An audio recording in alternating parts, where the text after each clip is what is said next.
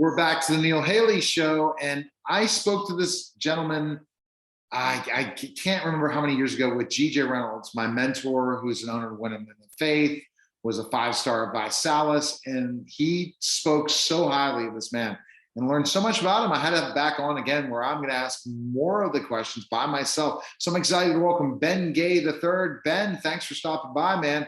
I appreciate it, and want to kind of talk about, because you are one of the gurus or fathers in so many ways that GJ talked about in entrepreneurship in specific ways. So Ben, tell us more of your background for our listeners that might not know you, and then we'll go into more of what you're currently doing.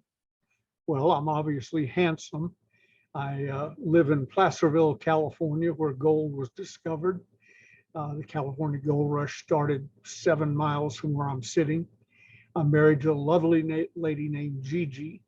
I've been in selling since I was 10 and won a citywide contest in Atlanta selling Krispy Kreme donuts and a bicycle, and that hooked me. I am now in professional selling all these years later because I won a red Columbia bicycle. Then I opened a lawn mowing service employing in the growing season in Atlanta 20-25 of my friends. I never had to mow a lawn. I did the selling, the inspecting, and the collecting, and split the money with them. And they made, as a result of the system my father taught me, as much or more than they would have made if they'd gotten the job by themselves and done the work. So they were happy. And a few other sales jobs, traveling, manufacturer's representative, etc. September 15th, 1965, I answered a small ad in the Atlanta Journal-Constitution. Said, if you know anything about marketing plans, want to make more money, dial this number. I did. I wanted to make more money.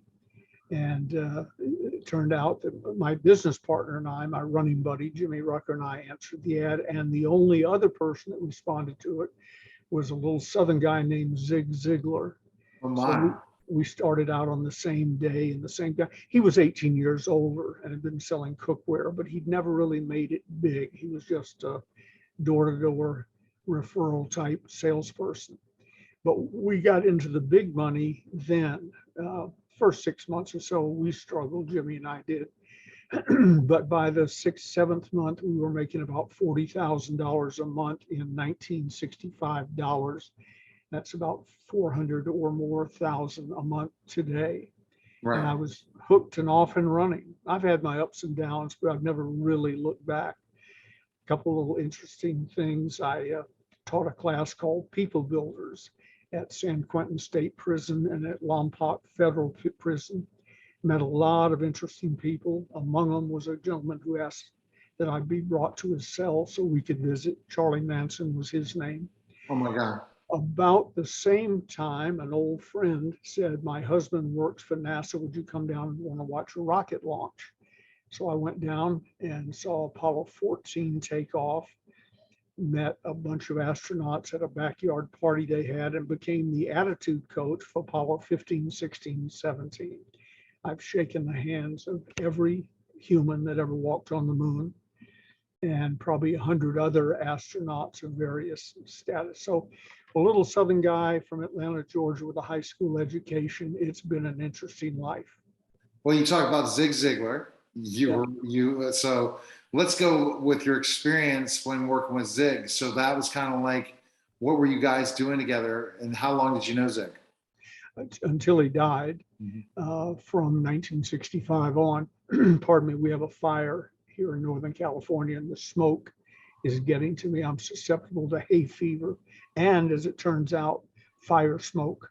I didn't really know that. Yeah, Zig, as I said, was 18 years older. He was in the Navy the day I was born. So he had a jump on me, but he, like a lot of salespeople, he never really clicked and taken off. Holiday Magic Cosmetics was his start, selling cosmetics, recruiting people to sell cosmetics, etc. And about a year and a half later, they had a year-long sales contest, a year later, I guess, nationwide. First prize was a mystery prize. Second prize was a Rolls Royce. Third prize, I think, was a Lincoln Continental and a Thunderbird and whatever. Steak knives, probably after that. And I won the contest, Jimmy and I, but I won the contest. Much to my surprise. I knew we were doing well, but I wasn't keeping track day by day. On the last day of the contest, I held an opportunity meeting and recruited X number of people and so much sales volume. On that same day in Columbia, South Carolina, Zig held a victory party because he knew he had won. And when the money was totaled, the amount I beat Zig by was the amount I made in that last opportunity meeting, the last day of the contest. Flew to California, met with the owner, the chairman of the board of the company, William Penpatrick, to find out what the mystery prize was. And it turned out it was presidency of the company. So Zig and I met in September '65, and a little less than 2 years later, he was working for me. I was still learning from Zig, don't misunderstand me, but I used to love whenever Zig was in earshot. They'd say, do you know Zig Ziglar, or how do you know Zig? And I'd always say loud enough for Zig to hear, yes, he works for me. And which technically was true, but I never lost track of who got there first and who was doing a great job. Oh, and I asked Bill Patrick, the owner of the company, I said, why was it a mystery prize? He said, in case somebody won that I didn't like, then I would have changed the prize, maybe given away 2 Rolls Royces or something. I remember on several occasions, Zig and I were talking on the phone. He was back there. I was now in California running the company. And I found out being president of the company wasn't quite as glamorous as it looked like from the outside. We had corporate jets and all sorts of fancy things, but if you've ever flown in a Learjet, you know that flying first class American Airlines is better than the inside of a Learjet.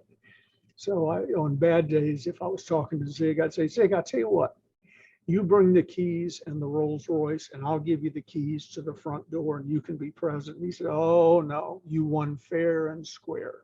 Oh my goodness gracious. And then you talk about Charlie Manson. What did you learn that was, I guess, something that you could go into sales about talking to that man and understanding him? Well, I'll tell you one thing. Yeah, when I walked into his cell, he was in what's called the Adjustment Center. That's junior college for death row. The reason he couldn't come into my class, he just watched me come and go through a window across the catwalk from where his cell was, and he asked to meet me. He was fascinated that a couple hundred people would greet me when I came in Friday night, and 12 hours later, Saturday morning, a couple hundred people would wave goodbye. And so he wanted to know what that was. So he asked to have me come up, and I agreed to do it. When I walked into his cell, he had one book. He had a 2-bunk cell, but nobody wanted to sleep with Charlie, and the administration didn't want anybody to sleep with him. You don't want to be the one who puts somebody in the cell and Charlie kills him. That would be bad on your resume. So they kept him by himself. And I walk into his cell and I look up the top bunk. He used like a bookcase. That was the only thing on it was his personal belongings. Nearest to the front door was a book, How to Win Friends and Influence People by Dale Carnegie. And I said, Charlie, what an interesting reading selection. And I'm looking around, he didn't have a Gideon Bible in there. That sort of comes with a deal. That was the only book he had. He said, Ben or Mr. Gay, whatever he was calling me, the first few visits, that's my Bible. He said, I couldn't have built the Manson family without it. So that was an early lesson, although I was over 30 at the time. That was an early lesson for me in you can take something and use it for good or evil. I can give you a gun and you can protect your family and be a hero and be on all the national news stories. Or you can take the gun and go rob a bank and kill a couple of people. Same gun, different attitude. So Charlie had taken a book that has made many millionaires and made many people very successful and used it to build the Manson family. He said, it's my Bible. I couldn't have built the Manson family without it. Now, the other thing that I remember about him, first of all, people say, oh, weren't you afraid? I was a big deal in the prison. No one was going to be the one who got me killed. So although there was nobody in sight, it was just the two of us in the cell, I'm reasonably confident if I had yelled guard, somebody would be there unlocking the door in seconds. So I wasn't physically afraid even before I saw him. Once I saw him, I wasn't afraid at all. If you remember Sammy Davis Jr., how small he was, Charlie was about that height, maybe a little smaller. So he was no physical threat. He was a mental threat. I remember telling some of my friends, I am so glad that I didn't come to California in the summer of love. Actually, I did, but it was to run Holiday Magic. But come to San Francisco for the summer of love, 19 years old, maybe like a lot of those kids were, and fall in with Charlie Manson. I might have been in Sharon Tate's house stabbing somebody. Oh my goodness. He was mentally very persuasive. Yeah. And he had eyes, when he looked at you, he never broke eye contact, never. Not to look away, not to cough, not for emphasis. He looked right at you. And I had the feeling his stare was going in my eyes and out the back of my head. Okay. He was formidable that way. So you talk about that, the astronauts. What are you currently doing, Ben? I know you have your podcast, but what's newest with you? Well, I do what I've always done. I mean, I've been doing, I hate for old friends to call up after a long time and say, what are you doing now? And I said, well, do you remember what I said the last time you asked me that 20 years ago? Yeah, I'm still speaking, still giving sales training. I'm still writing books, coaching, consulting, mentoring with people. We just added, I'm semi-famous for the Closers series. It's the best-selling, most popular, most powerful books on selling and closing ever written. And we just started shipping either last week or this week, the Closers Part 5. Okay. And now we're adding to the series. I probably will live to see the Closers Part 20, I'm guessing. And I've written, to show you what a forward-thinking guy I am. I don't have one. I do. I just wrote a permanent forward for Closers books that come after me. And in essence, it says, when it dawned on me, I may not live forever, it really focused my thinking first to family, then to business. And so I appointed a board of advisors to work with Gigi Gay, my wife.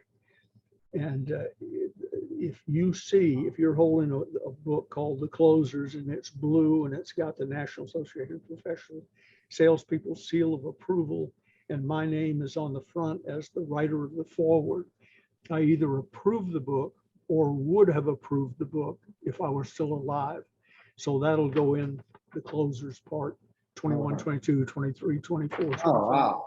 So we're going to go on. People are always saying that you're building your legacy. Well, I've sold enough books now, and I've written 25, sold, Closers Part 1 alone sold 10.5 million when we quit counting 25 years ago. Wow. So I've got millions of books on various shelves, some in garage sales, I'm sure, out floating around, and hundreds of forwards. Right. So I can literally say it will be hundreds of years before there's no longer a book on the planet that didn't have Ben Gay on the front of it. All right. So Ben, my question to you is, what tip would you offer to close a deal right now to our listeners and viewers? Well, as you know, I have an 86%, we've talked about it before, I have an 86% closing rate. Wow. Not somebody calling up, want to buy a book or something. If I happen to catch that call, that doesn't count. I'm talking about seminars, serious investments, land in Arizona, whatever. 86% of the people I've given a sales presentation to over the years, I'm guessing that's about 100,000 one-on-one, not counting 15,000 in an arena. I've closed 86% of them. How? I cheat. Here's how I cheat. I only sell quality products and services that are competitively priced. Doesn't have to be the cheapest, but competitively priced. And I spend my time talking to people or communicating over the internet, whatever, with people who are qualified to buy. That could be spiritually, physically, geographically, financially, in a position to buy. I, for instance, would not have wasted any time trying to sell my mother an oil tanker. She didn't need an oil tanker.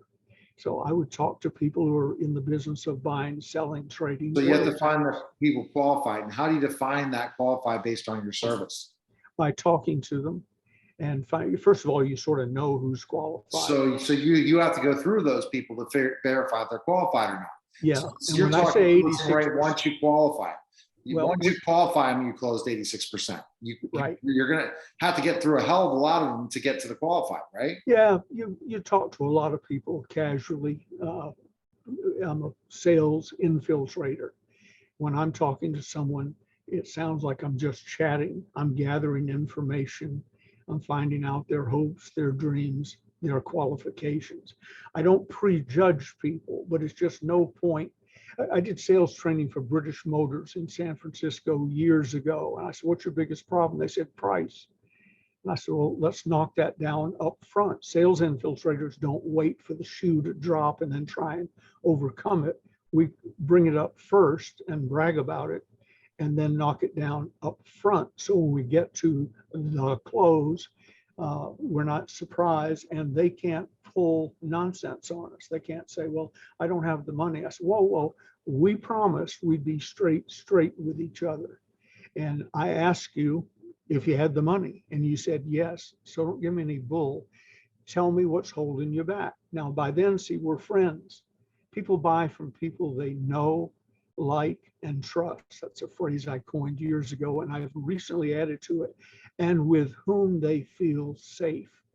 At British Motors in San Francisco, they were selling Rolls and other Bentleys, I guess, but Rolls was what was on my mind because I was impressed to see them. And I taught them to greet them at the door. Hi, my name is Ben Gay. How are you? Pleasure to meet you. How can I help you? Well, I'm here to look at that Rolls right there. You know, Neil, one of the great things about this job that I love is I get to meet people who are successful enough to be able to invest $350,000 minimum in a Rolls Royce. I want to get to know you better over time. And then I look at you. If your eyes dilate, you start drooling, or you throw up, you don't have $350,000. So you qualify them up front, and you don't waste all day doing it. I just wrote something yesterday about a friend of Gigi, my wife, who worked for her father. And we live on the way up to Lake Tahoe, so people get off the highway and come in, and they take up realtors' time. You know, hi, this is a beautiful area. Can you drive me around? And the amateurs jump in the car and drive all over El Dorado County, and then come back and discover they don't have any money, or they were just lonely, or they were waiting for their aunt to meet them there, something. This guy, Jim Moore, would greet them at the door. Hi, how are you? If they had kids, give the kids coloring book. I mean, did it all. He was a Southern gentleman dressed in Western wear. And then when he got all the niceties like that handled, he would sit down, invite them to sit down, put his feet up on the desk and say, now that we have passed the pleasantries of the day, tell me, do you have any money? And Gigi's father used to cringe, but Jim was their #1 salesman for 15 years. He didn't waste any time with people who weren't qualified. Oh man. And so then that's not considered losing a close. If you figured out they're not qualified, you're talking about getting them through the process, qualifying them. You're going to close 86% of the time. Yeah. So you're going to go through a lot of numbers, and that's a great thing to think about is how do you pre-qualify people, especially in the online marketing world? This is a good question. How do you pre-qualify people in the online marketing world, but you really don't know them from Adam in a specific thing, and you get on a call with them? Well, if they go to a site, read it and buy, I don't have to close them. The writing close them. Sure. If for some reason we wind up talking, I go from however they got there to email and qualify them a little bit, and then we go to the phone. I'm not going to waste my time talking to somebody who's in his mother's basement, hasn't had a job in 20 years, and is lonely. I don't have time. So we get down to it quickly, but I establish as fast as I can who I am. First, I sell Ben Gay. I'm like the Good Housekeeping seal of approval. If you know my background and trust me and know that I know what I'm talking about and so on, then all I have to do is endorse it. I've written 25 books, most of them on selling and closing. Here's about all that. Here's the only close I use. I spend 25 minutes, maybe 30 minutes getting in position to use it, like a sniper. I don't go bird hunting, with shotgun shells and hope one of my 1,000 pellets hits 2 birds. I'm like a sniper. When I pull the trigger, I'm going to hit you. I know where you are, who you are. I know if you're in the sniper. I have sniper friends who used to be snipers. You don't shoot the private in the front of the line. You shoot the captain in the back of the line. One, you get the most valuable one. Two, the others don't even know he was hit. You fired from 1,500 yards away. You can start working from the back of the line to the front of the line to the lead guy is the only one left. So I'm a sniper.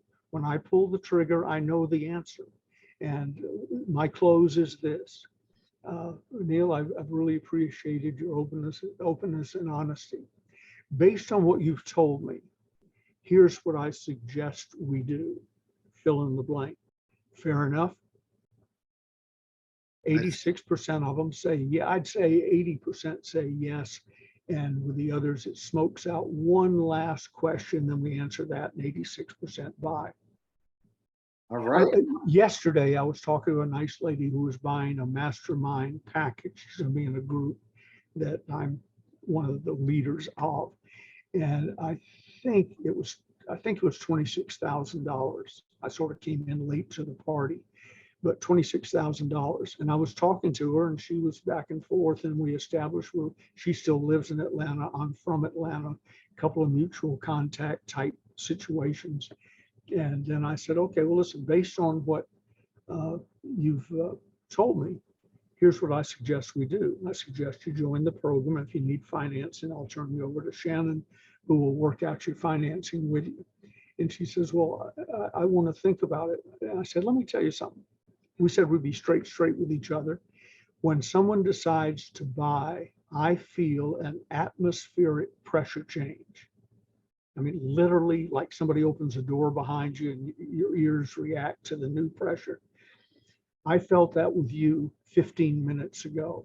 Asking you to join us was just doing you a favor, a courtesy, sort of what you do at the end of a conversation. You've already decided to join, right? And she said, right. I said, so you just want to know what the payment's going to be, right? Right. Okay. Shannon, transfer her out of the call and work that out. See, there was no sneaking around or being creepy or devious. We agreed to be honest with each other. Right at the end, typical buyer, she decided to not quite be honest with me. I called her on it and told her to buy, as only a friend can tell you, and she bought. And I hadn't known her, by the way. I haven't met her yet, but I had known her on the screen 20 minutes when I told her what to do. All right. Where can people go and find information on your purchase your books, learn more about you, Ben? Well, one of the things they can do, they just reset up my bookcase area. So let me find it. This is very high tech. It's on the back of a piece of cardboard. Here's what they can do. Go to stores.ebay.com/Ronzoni, RONZONE books, BOOKS. Go there, and the entire closer series is there, all with special pricing and free domestic shipping. So the reason I'm not sending them to my website is this is a better deal for them. I make less money, but they do better. So that's the way to do it. well, not even www, just stores.ebay.com/Ronzoni books. We'll send them out the same day we get your order. I recommend to start the closers parts 1, 2, and 3, and then we'll work you over time through the system. All right, Ben, we appreciate you coming by. Definitely have to have it on again. You are a wealth of knowledge, and I appreciate you coming on the show. Neil, thank you. It was my honor and pleasure. You're listening and watching The Neil Haley Show. We'll be back in just a moment.